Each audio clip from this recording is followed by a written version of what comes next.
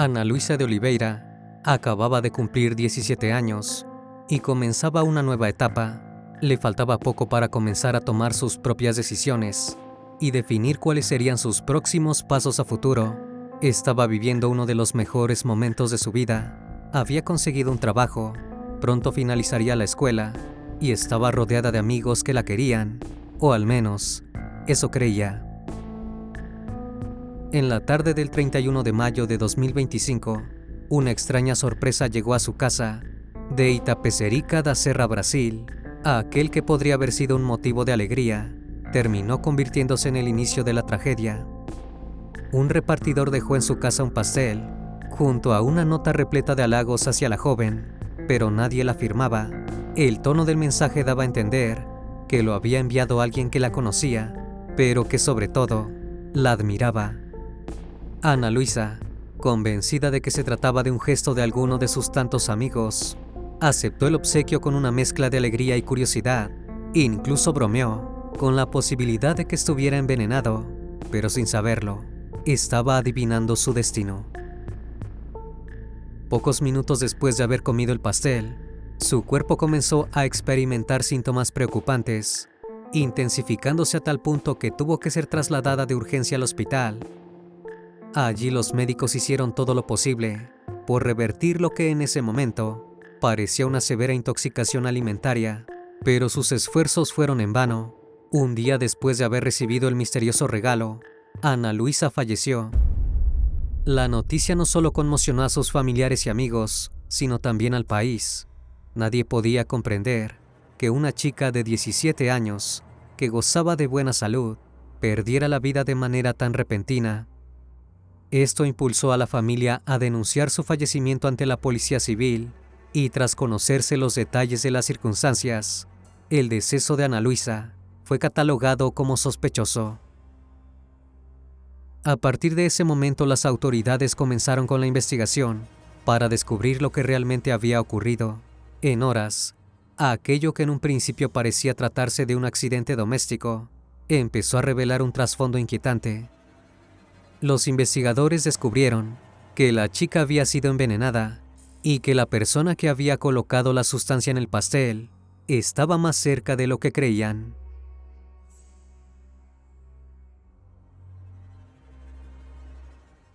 Buenas noches, bienvenidos al Criminalista Nocturno.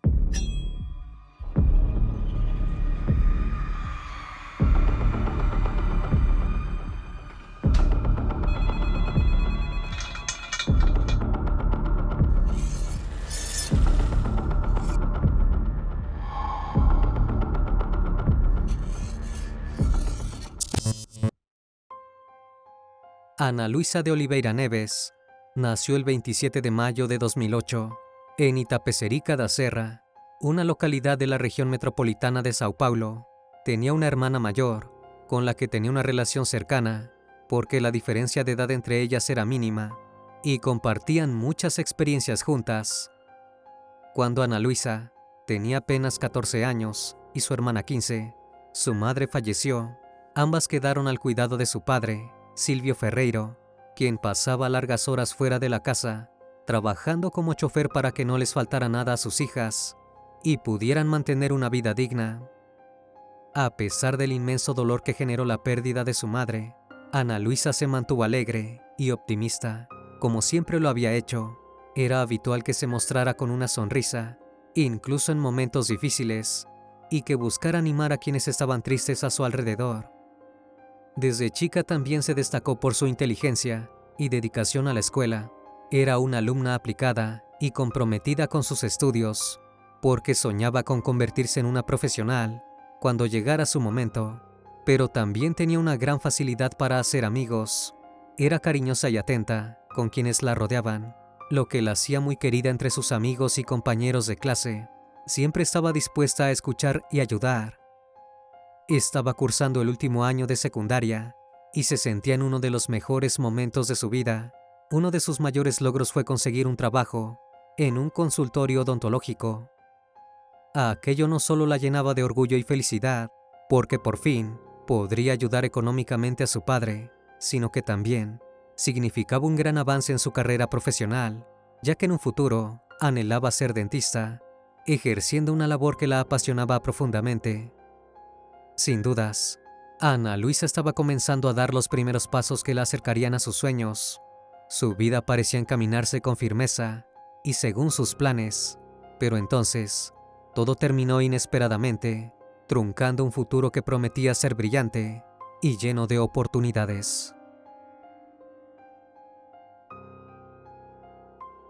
El sábado 31 de mayo de 2025 comenzó como cualquier otro día para Ana Luisa, excepto que todavía le duraba la emoción de haber cumplido 17 años hacía apenas 4 días, una fecha que había celebrado con alegría, junto a su familia y amigos más cercanos. Como muchos otros fines de semana, había salido a pasear con una amiga, recorriendo lugares que le gustaban y compartiendo risas. Jamás hubiese imaginado que en algunas horas su vida daría un giro irreversible, cambiando para siempre el rumbo de su historia. Eran alrededor de las 5 de la tarde, cuando un repartidor en moto se detuvo en la casa de los Oliveira Neves.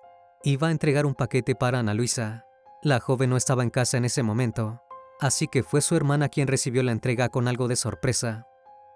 Dentro del paquete había un pastel individual, un formato que en los últimos meses se había convertido en tendencia, en celebraciones y detalles especiales.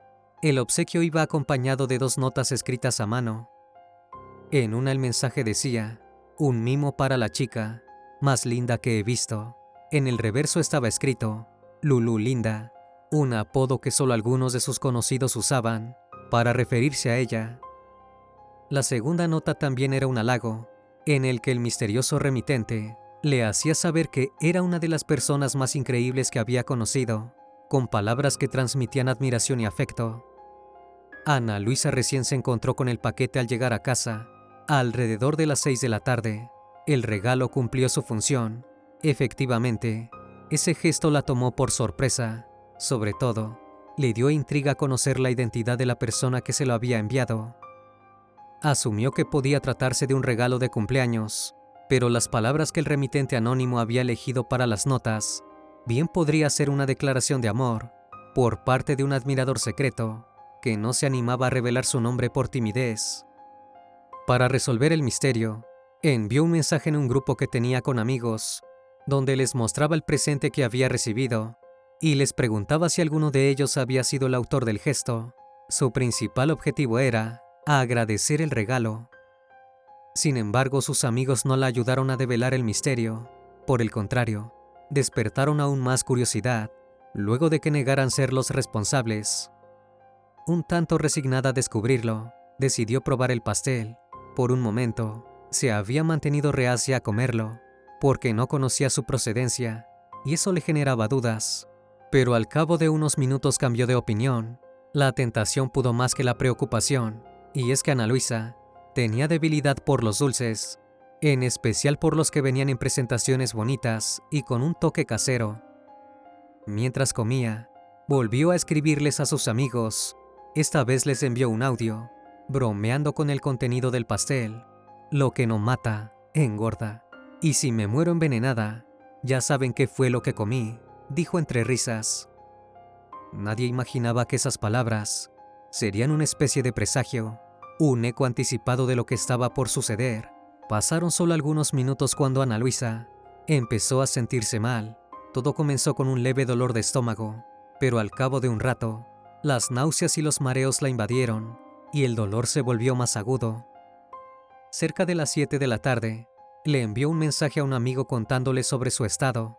Él, preocupado, le preguntó si sabía de dónde era el pastel que había comido, pero ya era demasiado tarde para averiguarlo. Los síntomas estaban avanzando demasiado rápido. Su hermana avisó de inmediato a Silvio, su padre, que se encontraba en plena jornada laboral.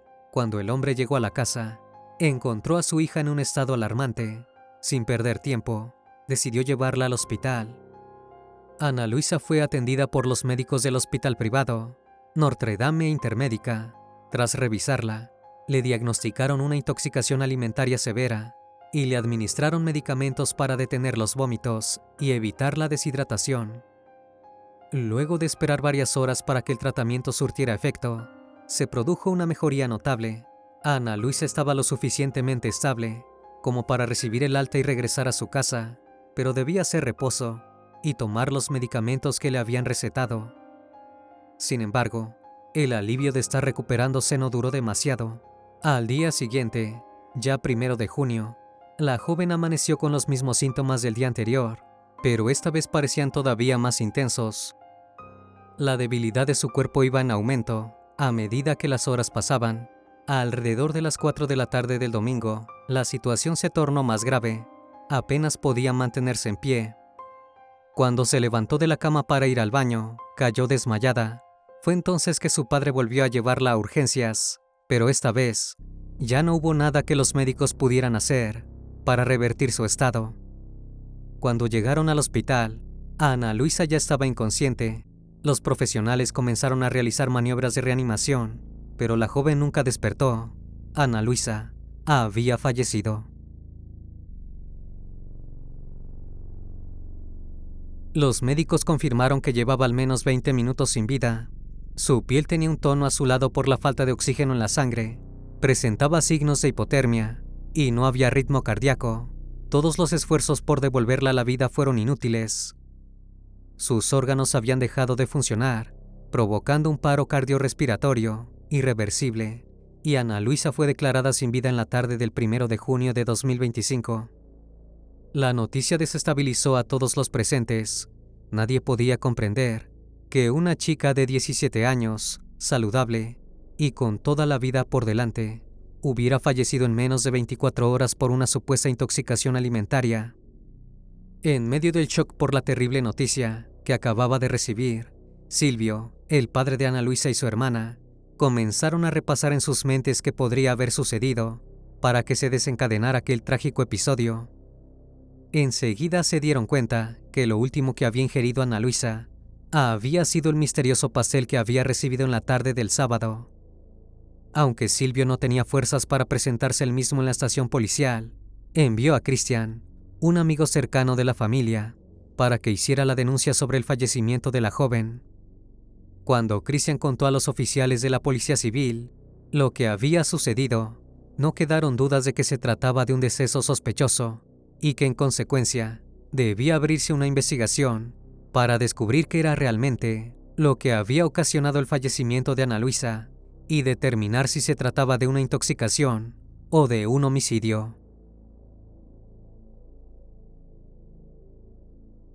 Desde el primer momento, lo que más impactó tanto a la familia como a los investigadores fue la misteriosa llegada del pastel. Para los investigadores ese fue el punto de partida por el cual comenzaron las averiguaciones, conscientes de que allí podía estar la clave para resolver el caso. La hermana de Ana Luisa relató ante la Policía Civil que el pastel había sido entregado por un repartidor, pero en ningún lugar del envoltorio, ni en las notas escritas a mano que la acompañaban, figuraba el nombre del remitente ni algún detalle que ayudara a identificarlo. A partir de esa información, los investigadores procedieron a confiscar el recipiente que contenía el pastel y las 2 notas. Todo fue enviado al laboratorio para someterlo a un análisis toxicológico exhaustivo. Los resultados de la prueba revelaron lo que todos temían. El pastel había sido envenenado con arsénico. Esa sustancia letal, que estaba oculta en lo que parecía ser un obsequio, fue la que ocasionó el malestar de Ana Luisa, la consecuente falla de sus órganos y, por último, su deceso repentino. Con esa evidencia no quedaban dudas de que se había tratado de un homicidio intencional. En paralelo a la investigación, el caso de la joven comenzó a hacerse viral en las redes sociales. Cientos de usuarios comenzaron a cuestionar a la marca que fabricaba el pastel y apuntaron su indignación hacia ellos en busca de una explicación convincente. Ante tanto señalamiento, la dueña del negocio se vio obligada a dar declaraciones públicas. En un video que subió en la cuenta de la pastelería, aclaró que si bien el pastel había sido fabricado allí, ninguno de sus repartidores oficiales lo había entregado ni tenía conocimiento previo del pedido. Podía hacer esa afirmación con total seguridad, porque en ninguno de los pedidos que había recibido en los últimos días figuraba la dirección de Ana Luisa. La única teoría posible era que alguien hubiera comprado el pastel en la tienda física y luego lo hiciera llegar por medio de otra mensajería ajena a la pastelería que lo fabricaba originalmente. La mujer remarcó que una vez que el producto salía de la tienda, ya no tenía control ni responsabilidad sobre lo que sucedía con él, una vez que estaba en manos del comprador. Por último, lamentó profundamente el hecho trágico, que terminó con la vida de la chica, y acompañó a la familia en su terrible pérdida, dejando claro que cooperaría con las autoridades. Con ese testimonio, el foco de la investigación se centró en el desconocido repartidor, que hizo la entrega en la tarde del sábado 31 de mayo. Gracias a cámaras de seguridad que había instaladas en el barrio, las autoridades obtuvieron la matrícula de la moto que había dejado el paquete, y de esa manera lograron identificar y ubicar al repartidor sin demora. El hombre fue interrogado en la estación policial por agentes de la Policía Civil. Allí ofreció una descripción física de la persona que lo había contratado para hacer la entrega. Incluso indicó cuál era la dirección por la cual había retirado el pastel y cómo se había desarrollado el breve encuentro. El testimonio del repartidor fue clave, no solo para determinar que se había tratado de un hecho premeditado, sino también para desenmascarar la identidad de la persona que quería terminar con la vida de Ana Luisa. El 3 de junio, a 2 días del fallecimiento de la joven, la Policía Civil reveló el nombre de la principal sospechosa a la familia de la víctima. Se trataba nada más y nada menos que de una de las amigas más cercanas de Ana Luisa, también de 17 años, aunque por tratarse de una menor de edad, su nombre no fue revelado públicamente. Al principio, cuando la policía fue a buscarla a la casa, la joven negó todas las acusaciones en su contra y aseguró que no tenía nada que ver con los hechos, pero los indicios hablaban por sí solos, y pronto no tuvo más alternativa que aceptar que no tenía escapatoria ni forma de justificar su conducta. La joven acusada fue llevada por su madre a la delegación en Itapecerica da Serra, y cuando estuvo ante los investigadores, terminó confesando la autoría del crimen. Explicó que su intención nunca había sido asesinar a Ana Luisa, sino que simplemente quería darle un susto administrando una leve dosis del veneno para que tuviera algunos síntomas de intoxicación y malestar. Cuando dio a conocer el motivo, su declaración resultó aún más indignante para quienes la estaban escuchando. Según su relato, lo hizo por celos, porque Ana Luisa tenía todo lo que ella deseaba y era todo lo que ella quería ser. Era linda, alegre y atraía fácilmente la atención de los demás, algo que ella deseaba no conseguir porque vivía en la sombra de su amiga y sentía una frustración constante que no sabía manejar. Esa comparación que solo ella hacía le generaba un profundo resentimiento. Tras haber admitido su responsabilidad, detalló paso a paso cómo había llevado a cabo el plan. En primer lugar, compró el pastel en la tienda, porque sabía que Ana Luisa tenía la debilidad por los dulces. Luego, regresó a su casa y preparó el brigadeiro, un postre clásico de Brasil, al cual le agregó el arsénico. Esa preparación la colocó sobre el pastel comprado, escribió las notas con la letra cuidadosamente alterada para que su amiga no la reconociera, y contrató al repartidor por medio de una aplicación de mensajería. De esa manera, el regalo envenenado llegó a la casa de Ana Luisa sin levantar sospechas en ningún momento. La joven había adquirido aquel veneno, que en grandes dosis puede resultar fatal, a través de Internet. Los investigadores, tras llevar a cabo una pericia digital sobre el celular de la acusada, confirmaron que llevaba tiempo planificando el ataque.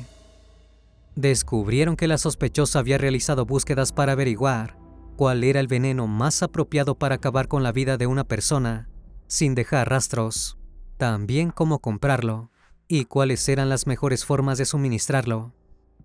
Tras conocer los detalles de la confesión de la asesina, Silvio, el padre de la víctima, no pudo ocultar su sorpresa. Lo que más impactante le resultaba era saber que la supuesta amiga había estado presente esa tarde en la casa, y es que luego de dejar el paquete en manos del repartidor, la acusada fue a encontrarse con Ana Luisa.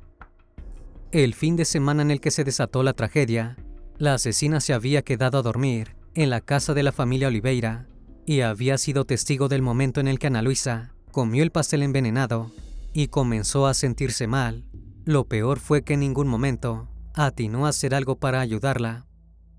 La única oportunidad en la que fingió estar preocupada fue durante la primera visita al hospital, Cuando vio que Silvio estaba completamente angustiado y desbordado por lo que su hija estaba atravesando, la supuesta amiga se acercó, le dio un abrazo y le dijo que todo iba a estar bien.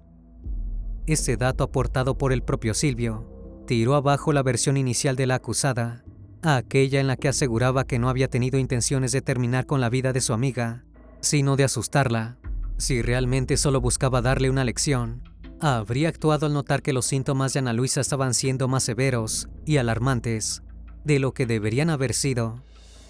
Pero al no hacerlo, dejó en evidencia que no solo estaba hecha de una frialdad e indiferencia extrema, sino también que todo sucedió de acuerdo a su plan. Desde un inicio, había querido eliminar a Ana Luisa deliberadamente.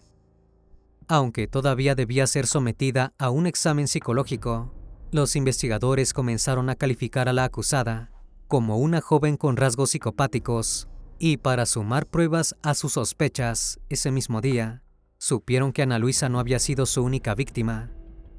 La envenenadora había atacado pocos días antes. Cuando la tragedia de Ana Luisa se convirtió en noticia, el municipio de Itapecerica da Serra se vio profundamente conmocionado, pero su divulgación fue una medida clave para alertar a la población y de alguna manera unir a la comunidad en un mismo sentimiento de consternación y necesidad de justicia. Fue así que, gracias a la visibilidad de los medios, apareció la segunda víctima de la joven envenenadora. Una chica estaba viendo las noticias cuando se percató de que 2 semanas antes que Ana Luisa fuera asesinada, ella había vivido una experiencia similar, aunque afortunadamente había logrado sobrevivir. La coincidencia le provocó un escalofrío inmediato. La joven, que era otra menor de edad, residente de Itapecerica da Serra, se dirigió junto a su madre a la estación policial para hablar con los investigadores que estaban llevando el caso de Ana Luisa. Cuando la joven contó lo que había pasado, el caso se tornó aún más grave y perturbador. Según su testimonio, el 15 de mayo, se encontraba en su lugar de trabajo cuando recibió un pastel. El modus operandi había sido el mismo. Un repartidor entregó el paquete que, además del postre, contenía una nota repleta de halagos y sin firma, cuidadosamente escrita para generar confianza. La joven, al igual que Ana Luisa, probó el pastel sin sospechar que podía hacerle daño. Estaba segura de que se trataba de un gesto romántico de un chico con el que estaba saliendo, y jamás pensó que alguien pudiera tener intenciones tan siniestras. Aunque casi de inmediato comenzó a sentirse mal, de un momento para el otro se sintió resfriada, mareada y con náuseas intensas. Se encontraba tan mal que se vio obligada a retirarse antes de concluir la jornada laboral para acudir al hospital en busca de ayuda urgente. Fue atendida y diagnosticada con intoxicación alimentaria. Afortunadamente apenas había probado el pastel, y los medicamentos que le aplicaron en el hospital fueron suficientes para revertir su estado, logrando sobrevivir sin secuelas graves. Nunca se cruzó por su mente la idea de haber sido envenenada como para reportar lo sucedido ante las autoridades. Por el contrario, pensó que tal vez el postre estaba en mal estado y que todo había sido un infortunio aislado.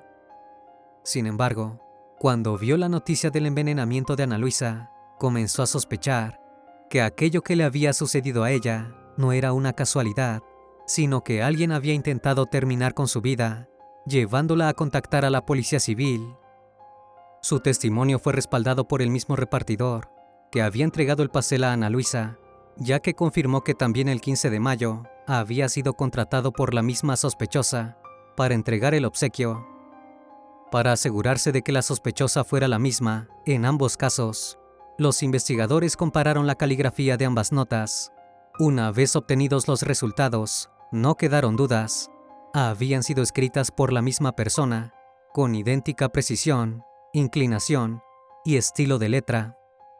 Además, se supo que no solo el modus operandi que había aplicado era idéntico, sino también su motivación. La joven envenenadora había querido eliminarla porque se había involucrado con un chico que le gustaba a ella, pero al enterarse de que había elegido a otra, no pudo controlar sus celos ni su ira. Con toda la información recabada en ambos casos, la fiscalía solicitó que la joven acusada permaneciera detenida por 45 días, mientras se continuaba con las tareas investigativas por el asesinato de Ana Luisa. La medida fue aprobada por el tribunal y la menor fue enviada a las instalaciones de Fundación Casa, una institución exclusiva para menores que se encuentran en conflicto con la ley. En su proceso de detención, la joven volvió a reconocer su autoría y confirmó que había implementado el mismo método en ambos casos. Al momento de la grabación de este video, la acusada está bajo custodia, a la espera de la próxima resolución que disponga un juez. Aunque se desconoce cuál será su futuro a largo plazo, se puede estimar cómo serán sus próximos meses o incluso años. Según la legislación brasileña, al tratarse de una menor de edad, la pena máxima que podría enfrentar es de hasta 3 años en una institución socioeducativa. Aún habiendo destruido vidas con actos calculados y fríos, podría regresar a la vida cotidiana como si nada hubiera pasado. Sin embargo, existe la posibilidad de que una vez que cumpla los 18 años, sea juzgada como adulta, lo que daría lugar a que reciba una pena más severa y acorde al terrible crimen que cometió, algo que muchas personas en la comunidad reclaman con firmeza. En la mañana del 3 de junio, familiares y amigos se reunieron en el cementerio municipal Recanto de Silencio para despedir a Ana Luisa. Entre lágrimas, sus compañeros de clase aplaudieron fuerte para celebrar su vida, pero sobre todo, por sentirse afortunados de haberla tenido como amiga y de haber compartido su alegría durante años, recordando anécdotas y momentos que quedarán para siempre en su memoria.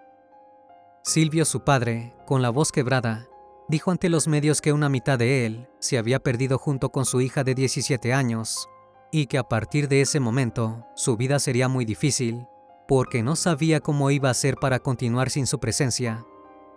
La familia Oliveira Neves todavía estaba lamentando una pérdida cuando tuvo que despedirse de otra integrante en circunstancias tan terribles. La vida de Ana Luisa le fue arrebatada cuando recién comenzaba a salir al mundo, cuando todavía tenía muchos sueños por cumplir y aprendizajes por descubrir, con planes que ahora quedaban inconclusos para siempre. Sin embargo, su trágica pérdida no fue en vano. El asesinato de Ana Luisa dejó al descubierto una realidad preocupante de Brasil. Según trascendió en varios medios periodísticos, el método que su asesina utilizó para quitarle la vida se está volviendo cada vez más común en el país sudamericano, transformándose en una problemática que ya no puede ser ignorada y que requiere medidas urgentes para su control. En otras regiones del país se reportaron casos similares de alimentos adulterados. Varias personas se vieron afectadas por comer huevos de Pascua o incluso frutas que contenían sustancias venenosas, lo que generó un gran temor entre los consumidores y encendió las alarmas de las autoridades sanitarias. En el estado Río Grande del Sur, 4 personas también fallecieron luego de haber consumido un pastel envenenado con arsénico, en circunstancias que guardaban similitud con lo ocurrido a la joven.